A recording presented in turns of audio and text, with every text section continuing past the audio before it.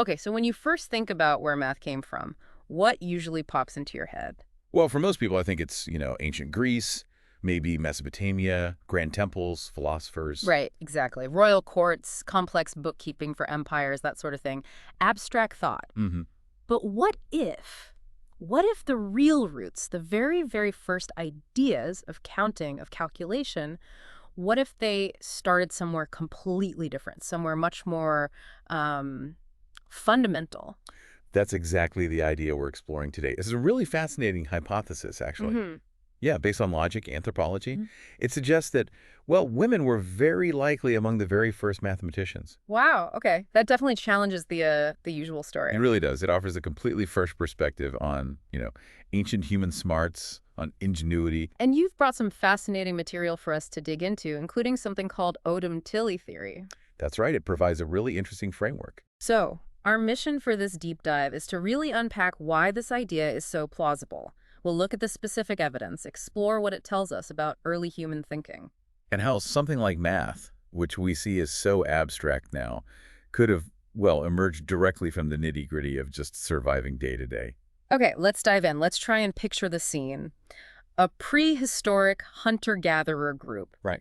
Now, traditionally, our minds jump straight to the hunt, don't they? Men tracking mammoths, bringing back the big kill. Yeah, the dramatic part, and obviously getting meat was vital, absolutely critical for, immediate food. But there's more to the story, isn't there? What happened after the hunt, and maybe more importantly, what happened when the hunters came back empty-handed. Exactly.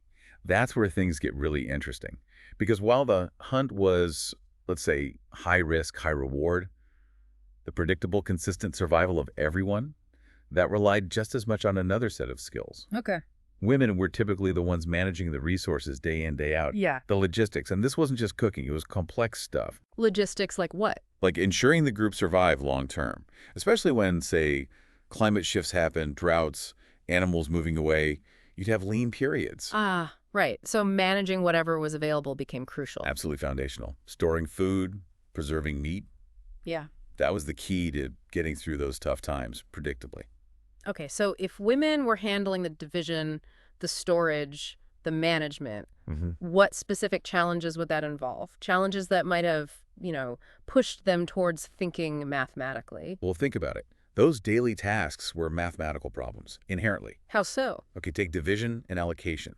Fresh meat comes in. Uh-huh. Someone has to figure out how many people, how many families need a share. Right. Then they have to divide it up, not just randomly, but fairly. Equal shares, maybe adjusting for kids or elders, Yeah. trying to avoid conflict. That sounds complicated. You need to count people accurately, estimate portion sizes. Precisely. It's the earliest form of practical division and proportion, what anthropologists call practical numeracy. It's using numbers, using logic, to keep the group together, to ensure fairness. Wow, so math wasn't just numbers, it was about social cohesion, too. Very much so. And then there's time estimation and resource management. It wasn't just about today's meal. Ah, planning ahead. Exactly. How long does this stored food need to last? Days? Weeks? How much can we eat each day so we don't run out before the next successful hunt? That's forecasting, basically. Primitive scheduling. It really is. It's applied statistics, resource management, thinking mathematically to ensure survival tomorrow and the day after. It's fascinating how practical needs could drive this, which leads me to wonder, how do they keep track of all this? How do they remember or communicate these calculations? Did it lead to records, symbols even? That's a crucial question, because to avoid arguments, to make sure the distribution was right, that the timing worked out, they probably needed some way to record things. Like what? Well, the source material mentions things like knotted strings, maybe 1 knot per share, or per day's ration, or notches carved into a piece of bone or wood. Tally marks. Exactly. Yeah. Or maybe patterns on baskets or pottery, reminding them how much was stored. And this connects to that theory you mentioned, Odam-Tilly. It connects directly.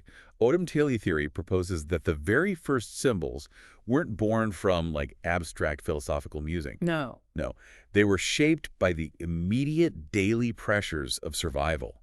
The need to manage resources, ensure fairness, communicate these vital things. So counting marks, symbols, they grew out of necessity. That's the idea, a natural result of lived experience. The theory suggests early letters, symbols, numbers, they're all tied to basic human needs.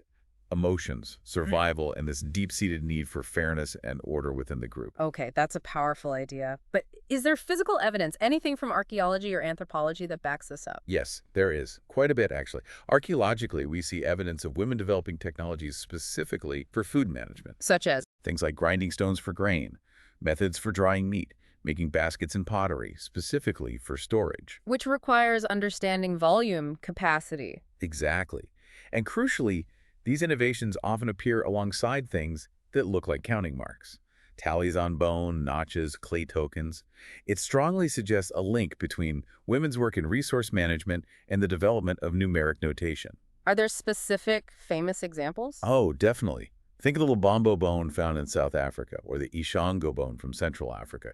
These are incredibly old, tens of thousands of years. Wow. Now, their exact purpose is still debated, you know. Some argue Mhm. for lunar calendars, abstract counting. Uh, But our sources make a compelling case that they fit perfectly with the practical needs we've been discussing.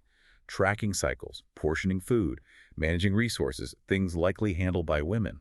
It grounds these early numbers in real everyday life. and what about anthropology? Studies in more recent groups. Yes, ethnographic studies of hunter-gatherer societies that exist today, or did until recently, often show similar patterns. Women frequently keep track mentally or with physical markers of stored food, and they often collectively manage how meat or gathered food is shared out. So there are parallels. Strong parallels, yeah. Yeah. It suggests this isn't just speculation about the distant past. Okay, let's zoom out for a second. If we accept this hypothesis, or at least its plausibility, it really changes how we think about math itself, doesn't it? Its fundamental nature. Absolutely. It shifts the origin story dramatically. Math didn't just spring fully formed from abstract thought in advanced civilizations. Step. Instead, it emerged as a vital tool, a practical technology for managing shared life, for ensuring fairness, for preventing conflict, for planning ahead. It was strategic. So the logistics role, the management, often done by women, was just as critical for survival as the hunt itself. Just as foundational, yes. Predictable, long-term survival depended on it. And the driver, the motivation for these first mathematical steps, it wasn't intellectual curiosity alone. It was the urgent, practical need to feed, protect, and sustain the community. To really bring this home, maybe we could try and visualize it. The source material paints a picture. It does. Imagine. Yeah. Imagine a camp. Maybe after days of hunger, the hunters finally return, dragging, say, a huge aurochs. Everyone gathers round. Kids are hungry. Elders need feeding. Okay. Then a woman steps forward.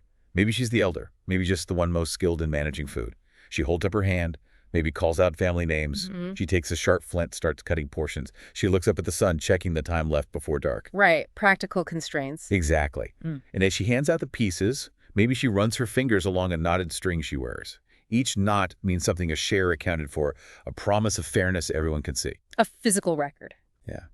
And nearby, maybe her sister is taking strips of meat to dry over the fire, Mhm. mentally calculating how many days will this last us. That's counting, division, inventory management. All happening right there. Not in the classroom, not in a king's court, but right at the heart of keeping the community alive. Mhm. Born from survival. So, wrapping this deep dive up, the takeaway seems pretty profound. Mathematics, at its very core, maybe didn't start where we thought.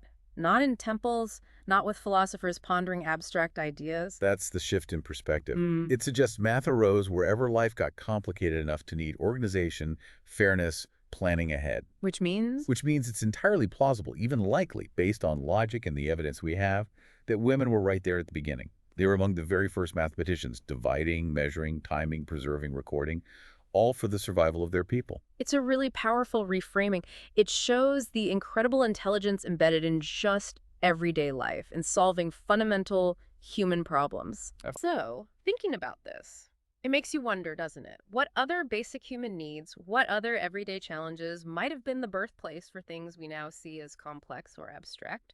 What other sparks of ingenuity came directly out of the simple, practical demands of staying alive? Something to think about.